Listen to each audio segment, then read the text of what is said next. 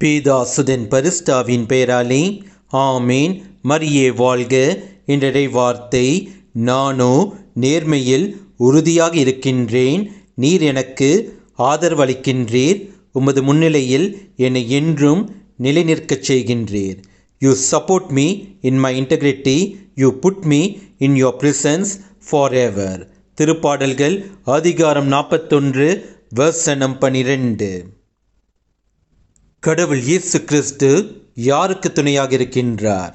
கடவுள் இயேசு கிறிஸ்து நமக்கு அளித்த நீதி நெறிகளில் உறுதியாக வாழ்பவர்களிடத்தில் துணையாக நிற்கின்றார். அதனால் நேர்மையாக வாழ்பவர்கள் எவருக்கும் அஞ்ச வேண்டாம்.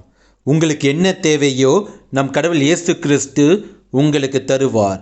உலகமே மகிழும் நீங்கள் படும் கஷ்டத்தை பார்த்து.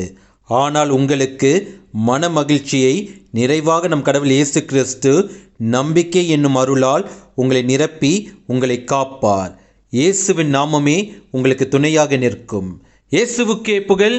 மரியே வாழ்க. ஆமேன். சாத்தானின் சேனையை ஜெயித்திட்ட நாமம், சாப பிசாசை துரத்திடும் நாமம். சாத்தானின் சேனையை ஜெயித்திட்ட நாமம், சாப பிசாசை துரத்திடும் நாமம். இயேசுவின் நாமம் இனிதான நாமம், இணையில்லா நாமம், இன்ப நாமம். எங்கள் இயேசுவின் நாமம் இனிதான நாமம், இணையில்லா நாமம், இன்ப நாமம்.